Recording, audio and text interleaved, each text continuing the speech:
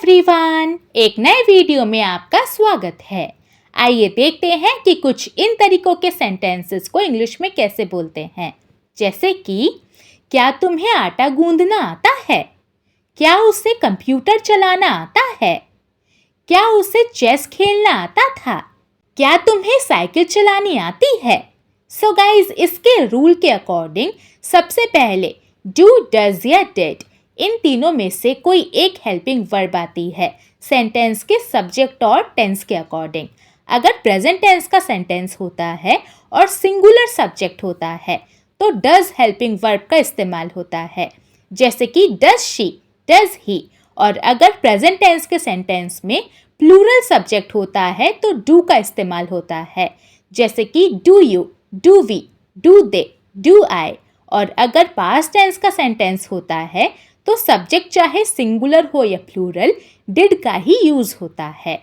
इसके बाद आता है सब्जेक्ट, इसके बाद नो, हाउ, टू आता है, इसके बाद वर्ब की फर्स्ट फॉर्म आती है और लास्ट में अदर वर्ड्स आते हैं।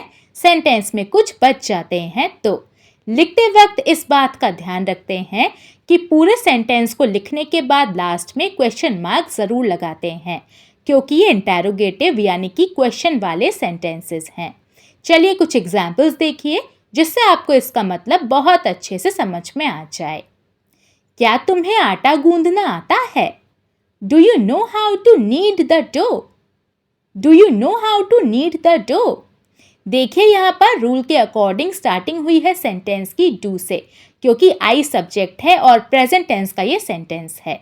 इसके बाद नो हाउ टू आया है, जिसका मतलब है यहाँ पर आता है के सेंस में या जानते हो के सेंस में।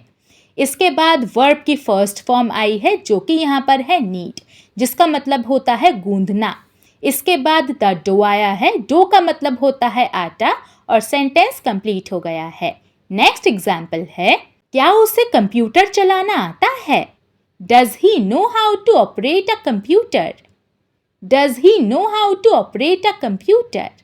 यहाँ पर देखिए प्रेजेंट टेंस का ये सेंटेंस है, लेकिन जो सब्जेक्ट है हमारे सेंटेंस का वो ही है, सिंगुलर सब्जेक्ट है, इसलिए डज से हमने सेंटेंस को शुरू किया है। क्या उसे चेस खेलना आता था? Did she know how to play chess? Did she know how to play chess? ये सेंटेंस पास्ट टेंस का है, इसलिए डिड से हमने सेंटेंस को शुरू किया है। क्या तुम्हें साइकिल चलानी आती है? Do you know how to ride a bicycle? Do you know how to ride a bicycle? क्या उसे गाना गाना आता है? Does she know how to sing a song? Does she know how to sing a song? अब एक sentence आपके लिए, क्या तुम्हें कार चलानी आती है? इसको इंग्लिश में कैसे बोलेंगे या आप मुझे कमेंट करके बताइए। वीडियो पसंद आई हो तो प्लीज़ इसको लाइक कीजिए, शेयर कीजिए और चैनल को सब्सक्राइब भी कर लीजिए। चलिए मिलते हैं एक नए वीडियो के साथ, तब तक के लिए टेक केयर, बाय बाय।